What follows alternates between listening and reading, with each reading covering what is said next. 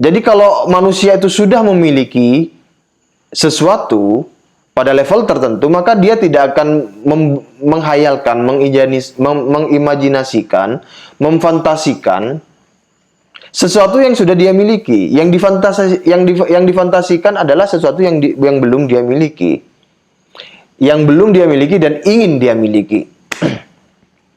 Nah, demikianlah klan Habib Alwi itu, karena dia di sana itu sangat deprivasi makanan, deprivasi ekonomi, deprivasi pekerjaan, deprivasi mental, deprivasi psikologi, deprivasi kebudayaan, deprivasi ilmu pengetahuan, deprivasi penghargaan. Udah kompleks ini nih, deprivasi semua mereka ini. Kemudian diekskalasi oleh konsumsi hot yang terjadi berlangsung puluhan tahun, ratusan tahun, hingga 500 tahun tanpa henti. Dari generasi ke generasi itu membentuk sebuah behavior genetis, perilaku genetis yang menurun dari generasi ke generasi. Kan perilaku leluhur itu menurun ke generasi-generasi berikutnya. Makanya gila-gila itu.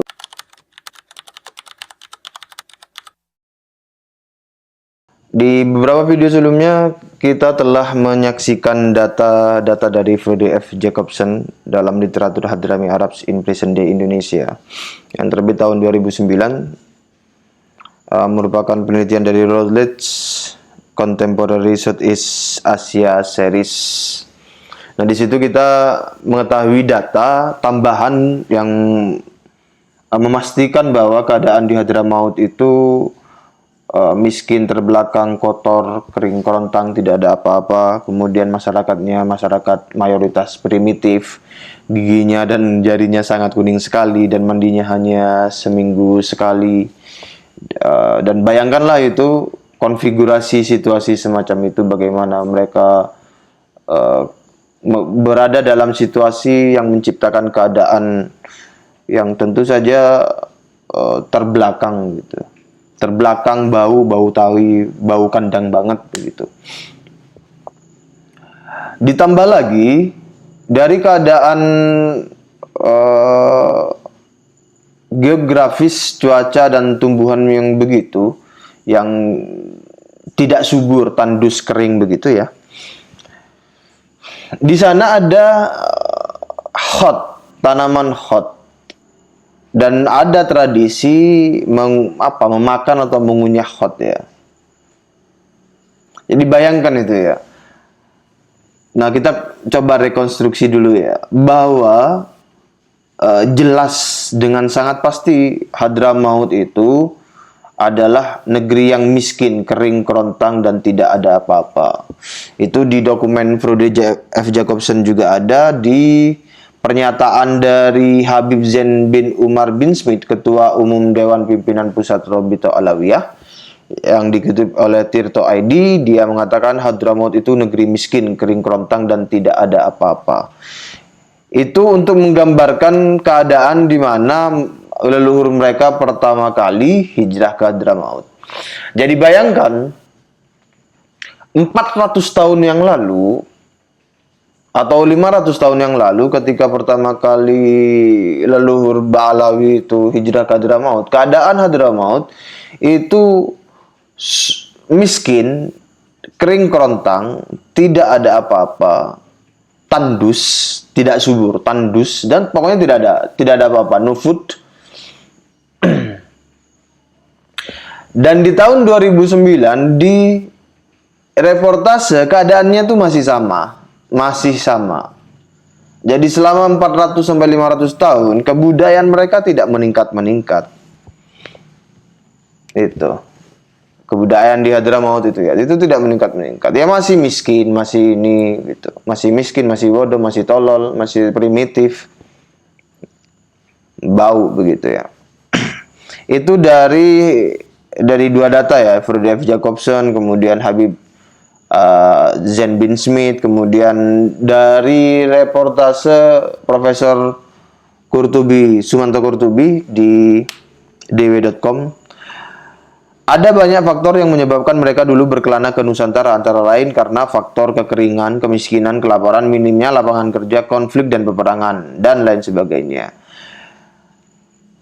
Jadi ini ketika dulu orang Hadrami itu hijrah ke Indonesia tahun, kita katakan saja ya, tahun 1850 lah, atau 1880, itu sudah dalam keadaan kekeringan, kemiskinan, kelaparan, minim lapangan kerja, konflik dan peperangan. Dan sampai sekarang itu loh, hingga kini Yaman masih dilanda kekerasan dan kelaparan yang membuat negara ini buram, bangkrut dan berantakan, sehingga masuk menjadi salah satu negara termiskin dan terbangkrut di dunia. Jadi kalau kita susun tuh kronologinya, 500 tahun yang lalu Hadramaut itu ya sudah begitu. Sudah miskin, kering kerontang, tandus, tidak ada makanan, adanya hanya daun hot misalnya, tidak ada pekerjaan, penuh konflik, kemudian sampai sekarang itu masih begitu. Lalu apa namanya? Ada sebagian dari Hadrami itu yang mengatakan bahwa Habib-habib orang Hadrami itu pindah ke Nusantara itu membawa harta yang banyak, golongan bangsawan-bangsawan. Enggak, kalian tuh orang-orang miskin, baik itu klan Habib Alwi ataupun non Balawi, kalian tuh orang miskin, larat Banten, enggak usah gaya-gaya. Datanya itu berkata begitu. Kalau kalian itu bangsawan, orang kaya, berkecukupan, enak hidupnya di sana, ya ngapain pindah ke sini? Itu tidak ada motif logis yang mendukung pernyataan kalian. Bahkan Van den Berg ya, itu mengatakan Hadrami itu atau Habib-habib khususnya datang ke Nusantara demi cincin Sulaiman. Jadi imajinasinya itu begitu, metaforanya itu sudah apa ya, gitu. Nah itu bayangkan ya, coba bayangkan keadaan geografisnya, keadaan tumbuhannya, keadaan tanahnya begitu, cuacanya begitu, kebiasaan masyarakatnya begitu, primitif, kotor, terbelakang. Kemudian ada di sana ada tanaman hot dan ada tradisi memakan hot. Tanaman hot itu apa? Menurut Badan Narkotika Nasional (BNN), daun hot yang memiliki ilmiah nama Chata edulis termasuk jenis narkotika golongan 1. Efeknya mirip dengan amfetamin dan kokain. Kokain. Makanya saya bilang itu ya, leluhurnya klan Habib Alwi itu ahli ngefly, tukang ngimeng itu. Masih dari Tirto, Organisasi Kesehatan Dunia WHO melaporkan tanaman ini tumbuh di dataran tinggi dan dipetik saat subuh agar di siang harinya bisa dikonsumsi oleh para pembelinya. Orang-orang di Ethiopia, Yaman, Somalia, dan Kenya biasa memakan hot sebelum berumur 48 jam setelah panen, karena jika lebih dari durasi itu maka sifat alami dari hot akan hilang. Beberapa mengonsumsi hot antara lain, saya ulangi, beberapa efek mengkonsumsi hot antara lain adalah perasaan euforia. Euforia itu perasaan yang senang berlebihan, lebay gitu, hyper. Capernya berlebihan, yang diikuti oleh meningkatnya denyut jantung. Dalam kompas.com juga dikatakan serupa. Efeknya mirip, daun hot itu ya, efeknya mirip seperti ganja, fly, halusinasi. Ini efek dari penggunaan daun hot. Tuturnya itu dari Adi juga mengatakan daun hot merupakan jenis narkotika golongan 1 dan termasuk narkotika terlarang di Indonesia. Kalau di sini terlarang di Indonesia, di sana halal. Jadi ngefly itu halal di sana. Di Hadramaut, Yaman itu halal. Tradisi itu. Ini dari Tirto, hampir 90% pria dewasa di Yaman mengunyah hot dengan durasi antara 3 sampai 4 jam per hari. Kebiasaan tersebut juga dilakukan oleh sekitar 50% perempuan. Jadi sangat populer sekali dan sudah menjadi keseharian mereka. Tradisi mengkonsumsi hot ini sudah berlangsung ribuan tahun. Ini pernah ditulis Hussein M.A. Agili dalam artikelnya 2008. yang merujuk naskah Arab di Bibliothèque Nationale Paris dan seterusnya di situ ya. Organisasi Kesehatan Dunia WHO tak menganggap hot sebagai tanaman yang memunculkan kecanduan serius. Iya kecanduan tapi tidak serius-serius amat begitu. Tetapi atau meski begitu konsumennya akan mengalami euforia dan bisa berlanjut dengan depresi. Nah, nanti kita coba ya, Nanti kita coba rekonstruksi. Agunet dari Fakultas Kedokteran dan Ilmu Kesehatan Universitas Sanaa, Yaman mencatat ada banyak kasus halusinasi berkelanjutan yang dialami oleh para konsumen hot. Jadi halusinasi berkelanjutan. Tak hanya itu, hot juga berpengaruh terhadap kebiasaan tidur seseorang serta membuat konsumennya mengalami penurunan produktivitas. Ini kalau dari mana? Dari Tirto ya. Infografisnya saya bacakan. Efeknya detak jantung dan pernafasan cepat, suhu badan dan tekanan darah meningkat, banyak bicara dan merasa energik. Banyak bicara. Itu Klan Habib Alwi itu kan banyak bicara, gacor sekali itu, mendoktrin, mencaci maki, untuk jualan, sales gitu. Ngedawir itu kan gacor kan. Itu karena efek dari kebiasaan-kebiasaan leluhurnya turun ke mereka. Merasa energik, nafsu makan berkurang, kesehatan mental memburuk.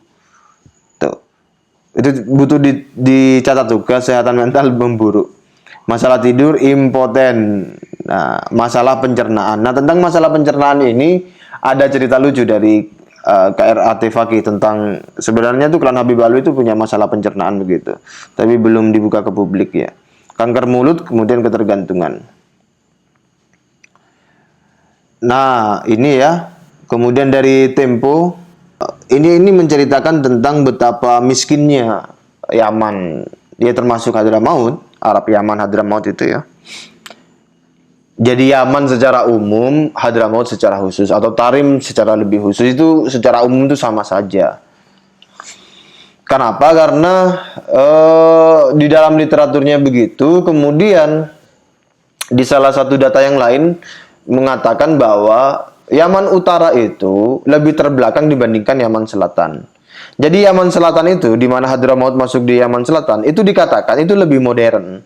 Lebih modernnya Yaman Selatan itu primitif. Jadi Yaman Utara bisa jadi lebih primitif. Berdasarkan data itu begitu.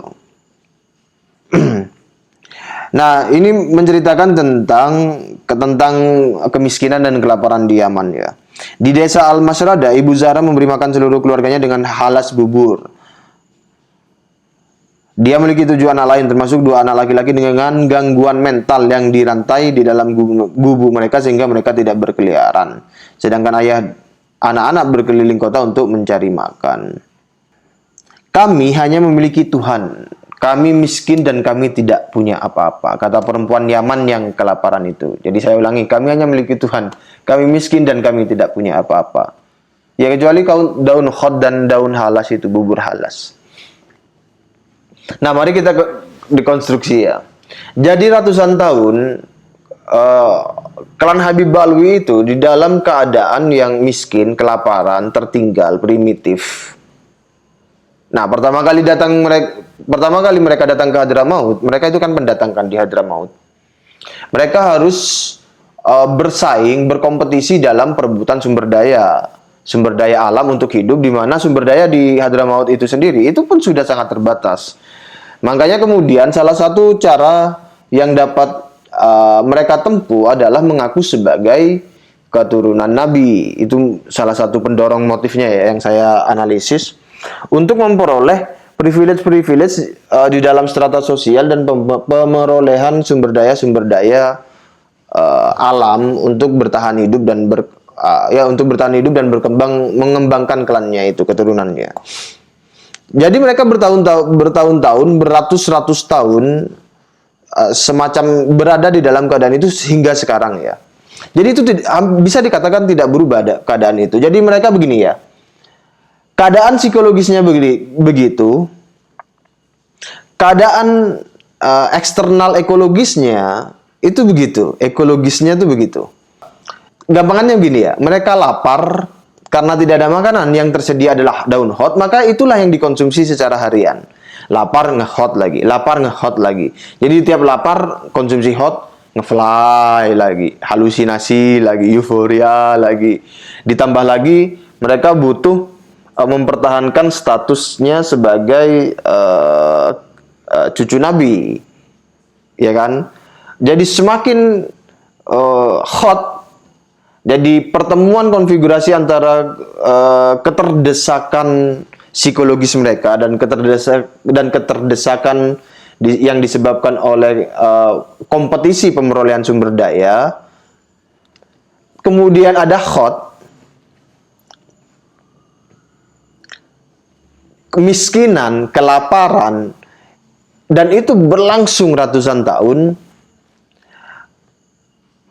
Itu menjadi sebuah siklikal ya, menjadi sebuah bola salju, snowball effect yang terus-menerus membesar. Jadi mereka semakin apa ya, dari generasi ke generasi gitu-gitu terus. Lapar, miskin, makan hot. Lapar, miskin, makan hot, berhayal. Makan lapar, sudah miskin, lapar, makan hot, berhayal. Nulis.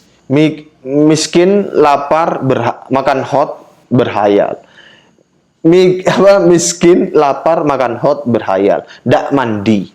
Mandinya seminggu sekali. Tidak gosok gigi. Giginya kuning, tangannya kuning. Debu, bau badan, dan lain sebagainya. Itu bertahun-tahun begitu.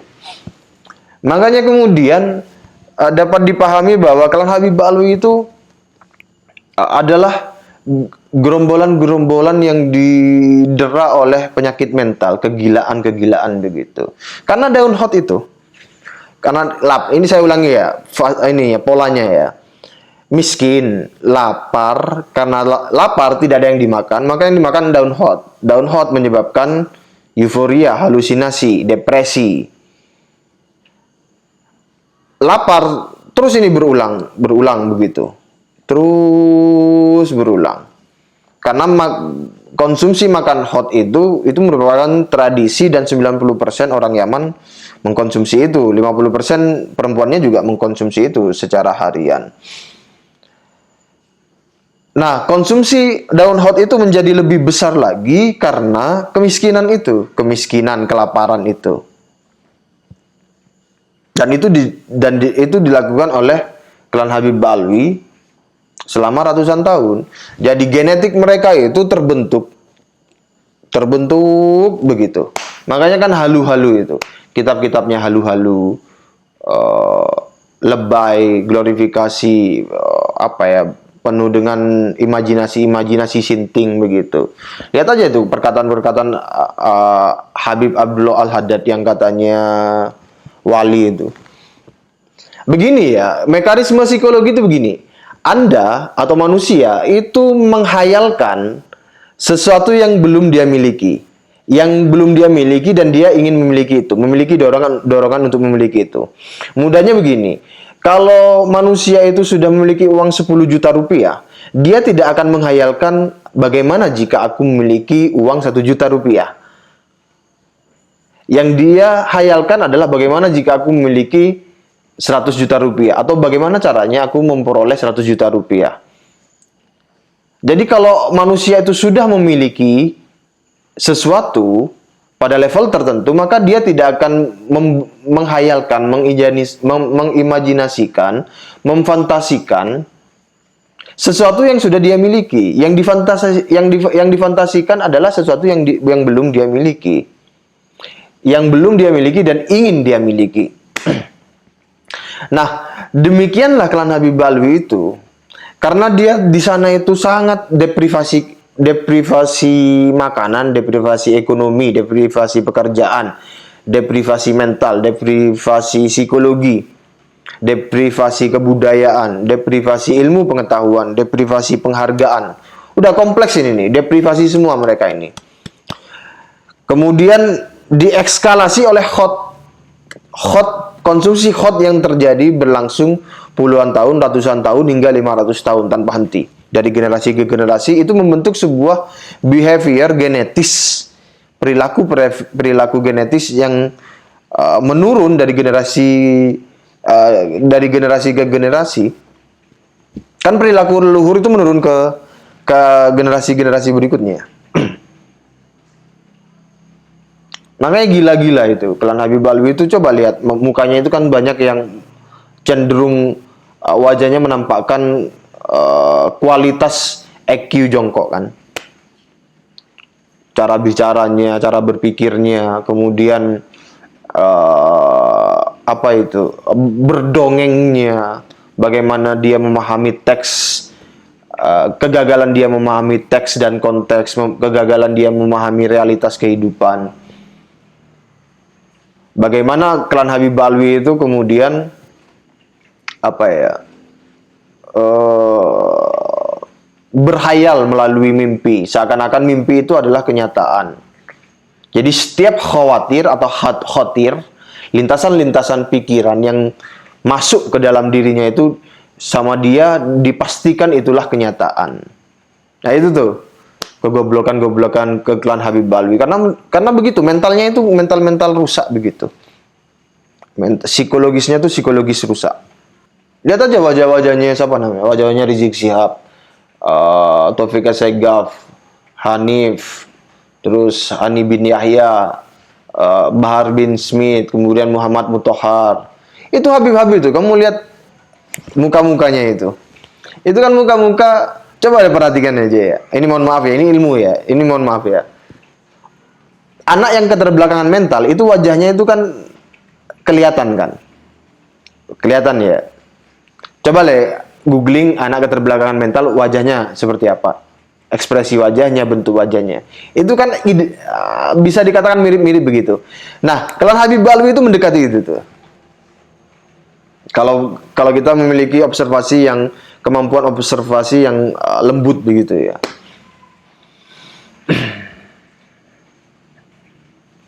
Makanya itu ya saran saya, ini sekedar saran ya.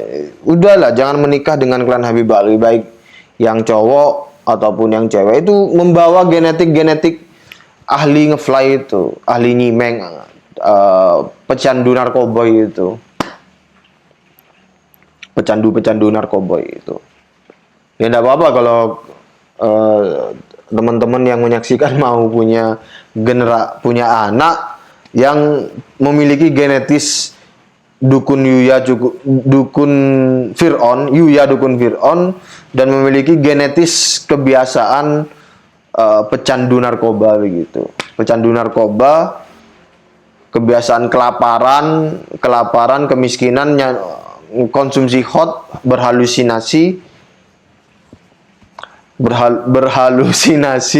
depresi, kemudian dari depresi itu dia glorifikasi, dia catat-catat sendiri demi menangkan kompetisi pemerolehan sumber daya di Hadramaut itu.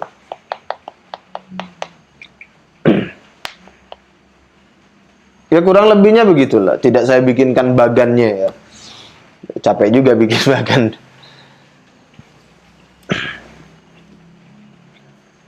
Nah kalau mau jadi budak gampang, masukin ke Dalwa, Sunsal, ke ponpes-ponpes yang berafiliasi dengan klan Habib Alwi.